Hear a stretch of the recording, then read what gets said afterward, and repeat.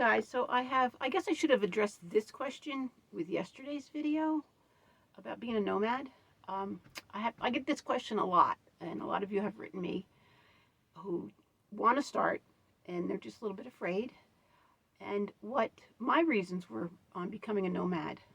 Well, I have several. I've always been a gypsy at heart. My family has called me a gypsy since I left Jersey in 1999. Um,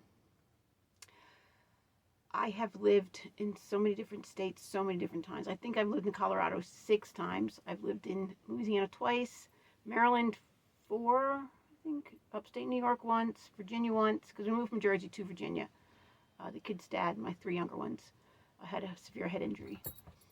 And we went there to kind of start over. And I'll get into that. That's a whole nother video, really.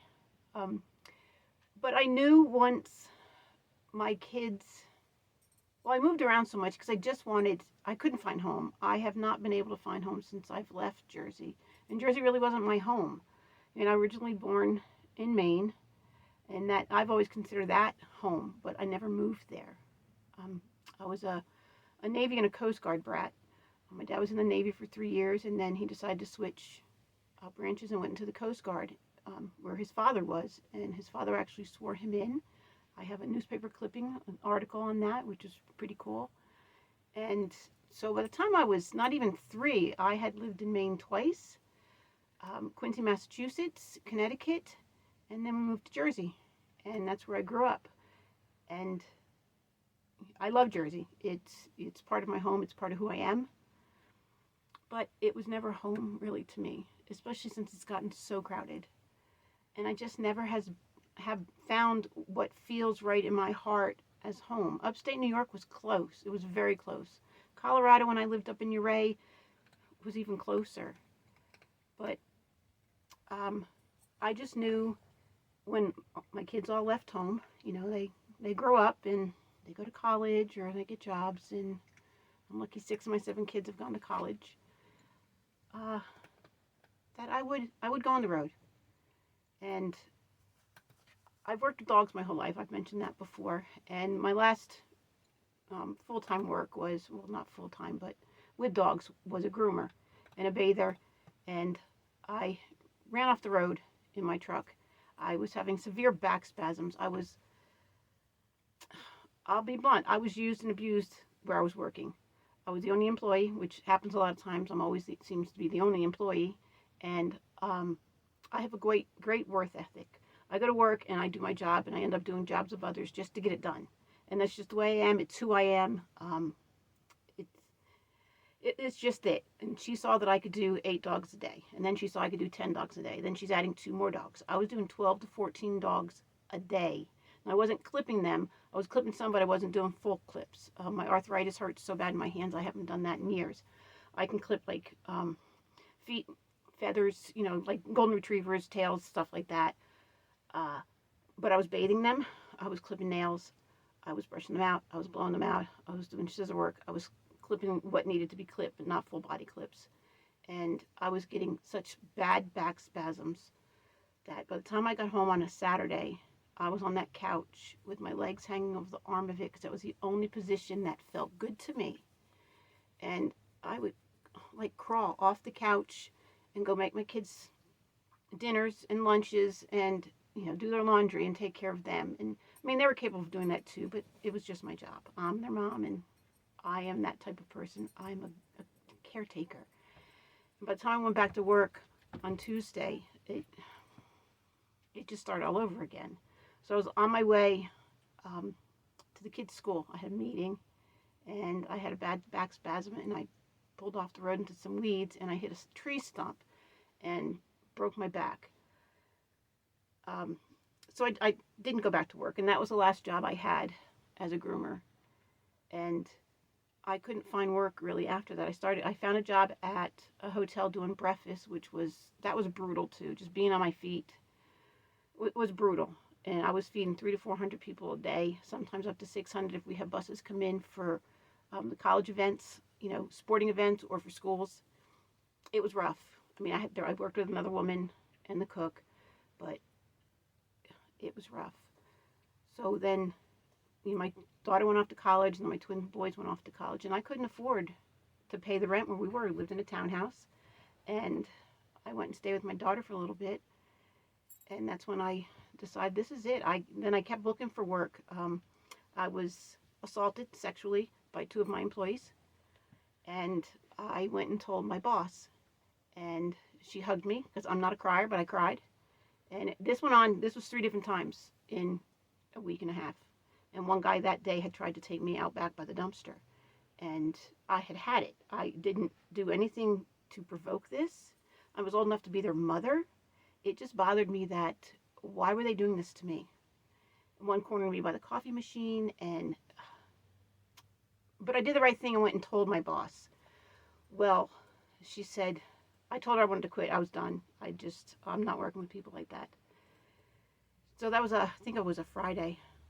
So she said, well, take the weekend off, and I had off anyway. Well, she called me on Monday or Sunday, and she told me that I wasn't coming back. Yeah, think about that.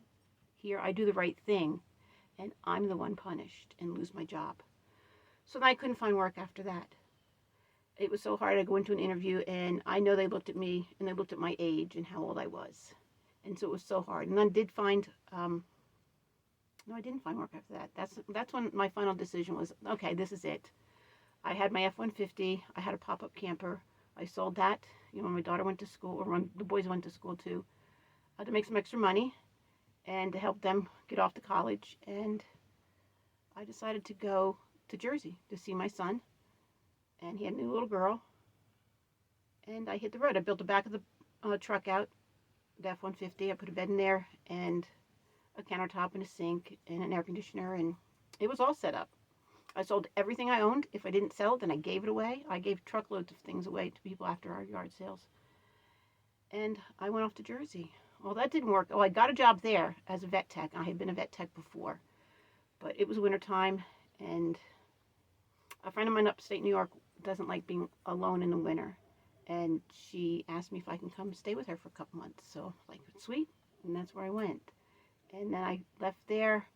I went back to Colorado, and that's when I bought my vintage trailer. And so I've been on the road since, and I just loved it. I didn't get to travel that, first couple months really, because I went to my son's, and then I stayed with my girlfriend up in New York. But since then, I've been all over the place. This trailer alone here has got about 12,000 miles on it already, and I've been in it 18 months. But I've always wanted to explore the country, and I don't have the money to do it as a tourist. So as a nomad, I guess, is my second best thing. And now I know about BLM land, I know about natural forest land, and there's all these other groups. When I had my vintage trailer, there was one group where we could stay in someone's, on their curb if we needed a place to stay. And there's other groups like that too, couch surfers and stuff. But I've never used those things. But now I know that we can park at stores, Walmart, Cabela's, places like that, Cracker Barrel, and truck stops. I have fallen in love with trucks. I've always liked them anyway. Even when I traveled with my kids, we always stayed at rest areas and truck stops overnight. Especially on the East Coast, Virginia, North Carolina, they have some of the best rest areas. They're beautiful. So I never had a problem doing that, and I don't have a problem doing it alone. Of course, I always have my dogs with me, and Elliot is quite a protector. He is slowing down a lot now with his age.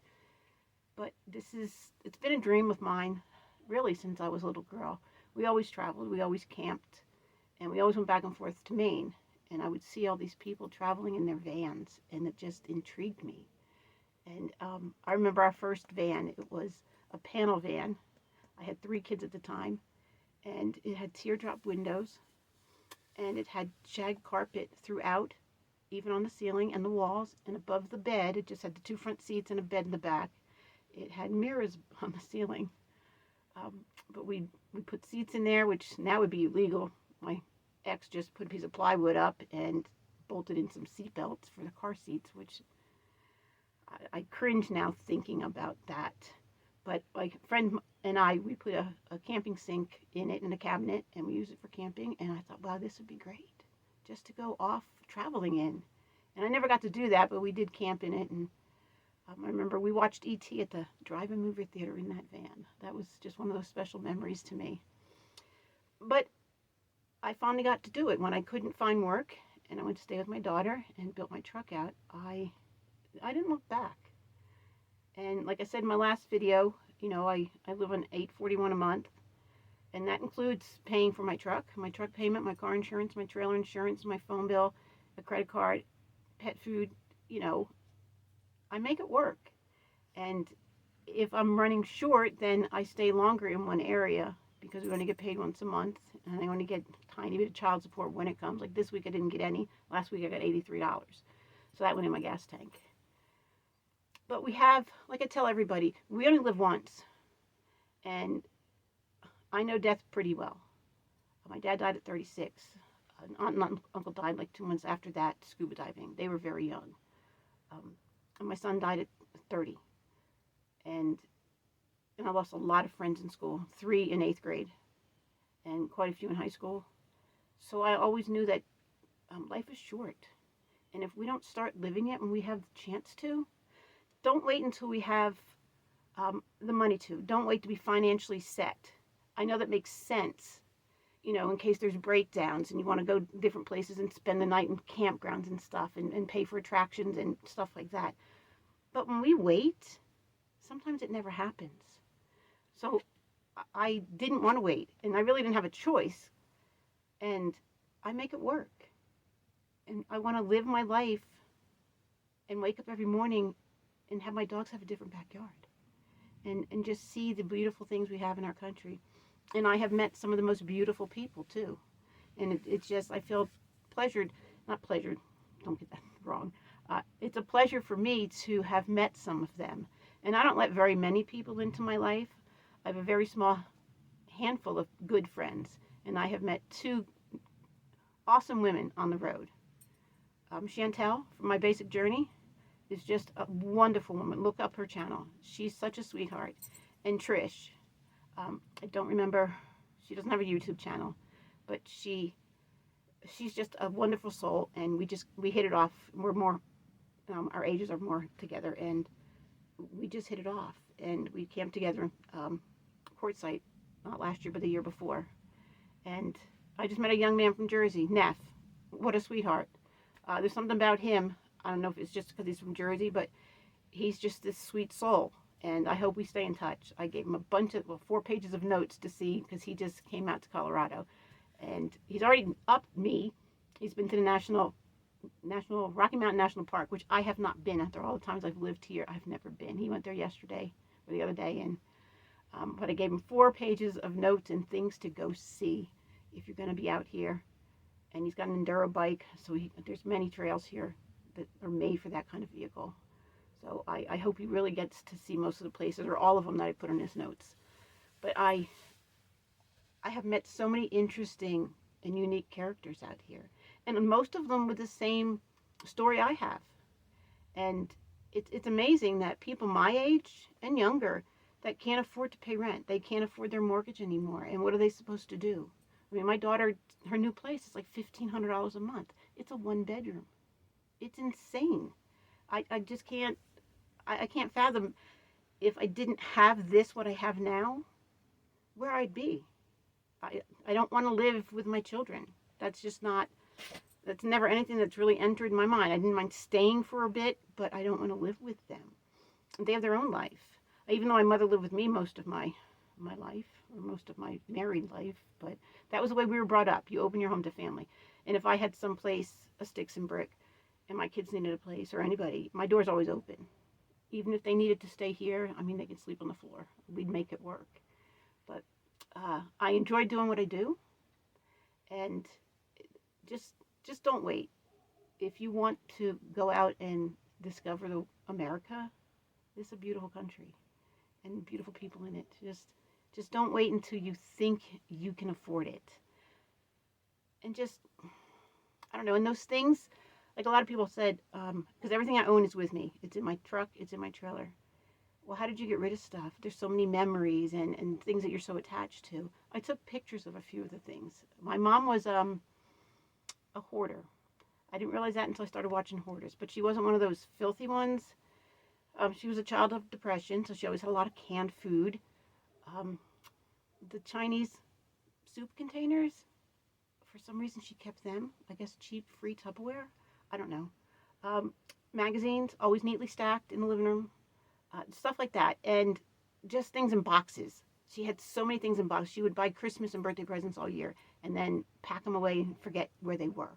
That was the type she was. So it was easy for me to get rid of my things. I wanted someone else to enjoy them. Even some of the, important things that may have been worth money. Like people say, oh, well, this is worth money. I don't want to get rid of it. To me, it's only worth money if someone pays you for that. So it's really worth nothing while it sits there until someone actually gives you money for that thing. So it was easy for me to just let it all go.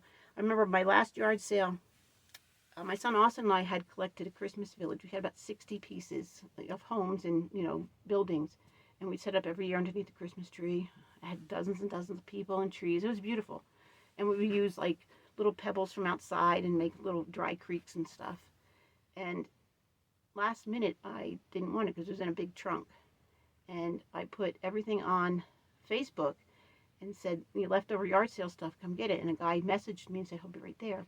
He had just gotten with a woman, and between the two of them, they had 8 children. And I said, bring out the Christmas trunk. And I gave it to him. I kept my people, but I gave him my whole village. And I even gave him a Halloween village that I had. It broke my heart, and it still hurts me today that I don't have that, because I would have given it to my son now. But those are just things, and I can get them again. And my son and I can go yard sailing and thrift shopping, and we can pick pieces up again. And we can start that village again for his kids. So it was pretty easy to just watch other people get enjoyment out of the things I did. Like I had a chair that I sat in, in kindergarten.